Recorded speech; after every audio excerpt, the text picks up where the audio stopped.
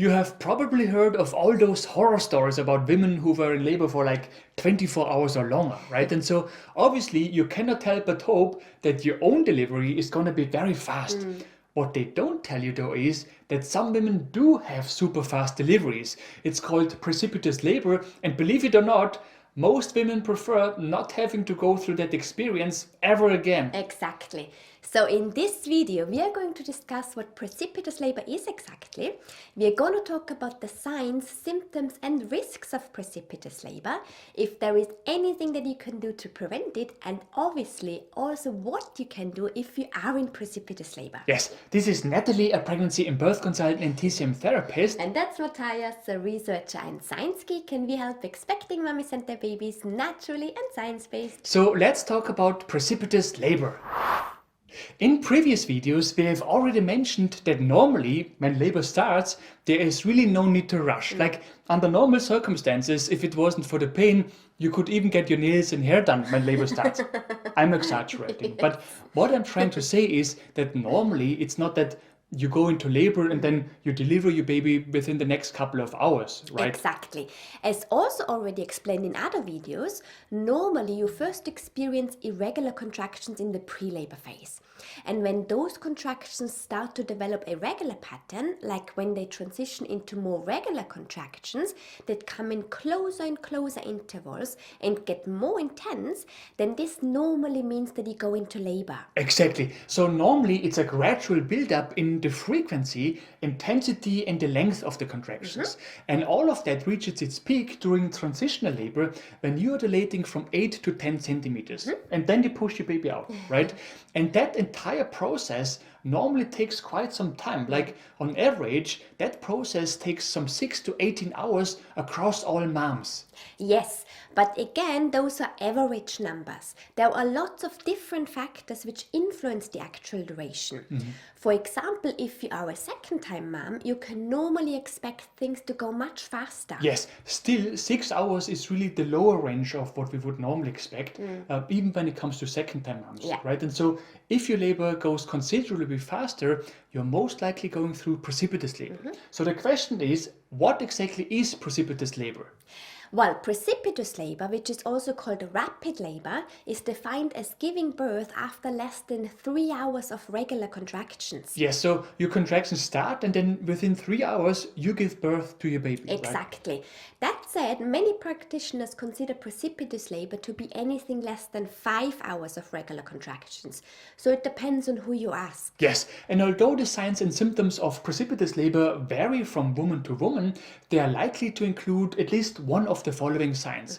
So first of all, in precipitous labor, contractions normally start suddenly. In other words, there's normally no or almost no build-up in intensity. Like your body literally goes from 0 to 100 in terms of continuous, strong and painful contractions. Yes, and not only in terms of intensity, they also immediately come in very close intervals. In fact, what is typical about precipitous labor is that there is almost no break in between contractions. In fact, we met women who described it as one long contraction with almost no time to breathe in between. On top of that, women in precipitous labor also most likely feel an intense urge to push at a very early stage. Most women describe it as an intense urge to poop. Yes, so it's almost like your body skips early and even active labor and goes straight over to those strong contractions that you normally, that you would normally probably not even experience in that intensity when you are in transitional labor, right? So it's almost like your body jumps directly into transitional labor, often followed by or in combination with an intense urge to push. Exactly. And because of that, precipitous labor is obviously emotionally very challenging. I mean, normally you have an idea of how to approach your labor, right? However, if it hits you like a hammer, it does not really give you time to adjust. And because you hardly get any breaks between your contractions, you also don't have time to think a lot about what to do next. Yes, and because everything goes so fast, there is also a higher risk of certain complications. Most importantly, there is an increased risk of hemorrhage and of course also an increased risk of tearing because of all the force and speed by which that baby is being pushed out of there, right? Keep in mind though that does not mean that you're definitely going to suffer from any of this if you go through precipitous labor. We're just saying that there is a slightly higher risk involved. Exactly. Most of the times the actual challenge is actually how to get to the hospital, although it obviously depends on how far away from the hospital you live. And so there is obviously a higher risk of giving birth to that baby anywhere else but the hospital. Yeah. So as you can see, although you might find a fast labor appealing, if you actually talk to women who went through such an experience, you will quickly realize that this is normally no fun. Yes, not always, we should add though. In fact, we do know women who talked quite positively about their experience, and some of them gave birth to their baby in the car, right? Exactly. Nevertheless, most of the times it is not such a pleasant experience because it is extremely overwhelming. Exactly. In fact, such women often need to find ways to emotionally cope with their experience after their delivery.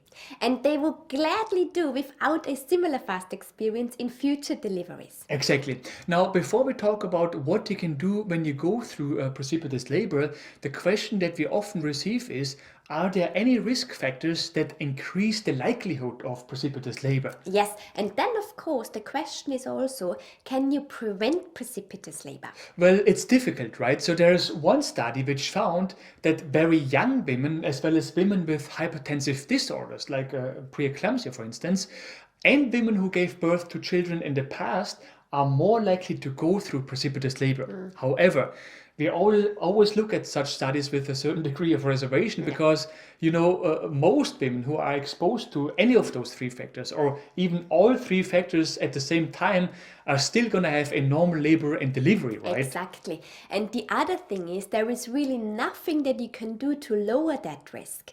If you are young, you're young. If you are a second-time mom, you are a second-time mom. Yeah. What you are supposed to do, right? Exactly. Therefore, no matter what certain blog posts tell you, it is just not possible to prevent precipitous labor. And so the question is rather, what can you do if it happens to you? Well, first of all, you will have to make use of strategies to cope with the pain right from the start. Yeah. So whatever you have learned in your birth preparation class or in our birth preparation program, be it breathing techniques or pain treatments or other strategies, do use them straight away. Yes. Second, we also recommend that you lie on your bed in a left side lying position because in that position you do not additionally support your contractions with the help of gravity. That said, keep in mind that in precipitous labor, it is normally not possible to slow your contractions down, right? But at least in a horizontal position, you do not increase the force by which your contractions work in a downward direction. Exactly. And then third, please do call your obstetrician or midwife straight away.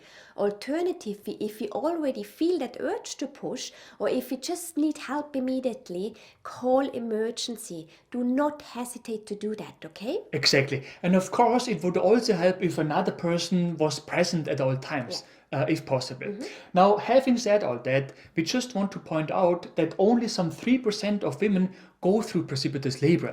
And we also want to repeat and emphasize that it's not always such a bad experience, right? Exactly. Therefore, please don't be afraid that this is going to happen to you, okay? Most likely it's not. Yeah. We just wanted to make you aware of it so that you know what to do should it happen to you. Yes, and one last thing, we mentioned earlier that one of the main differences between normal and precipitous labor is that there is no buildup in the intensity of your contractions. Like your body literally goes from 0 to 100. There's something else that could potentially cause that, and that is when you are being induced.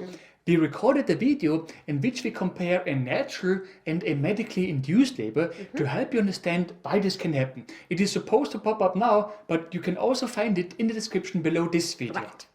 If you have found this video helpful, we would be super grateful if you could leave us a like below this video. Yes, and for more useful tips and tools on pregnancy and baby-related topics, make sure to subscribe to our channel and to hit the bell.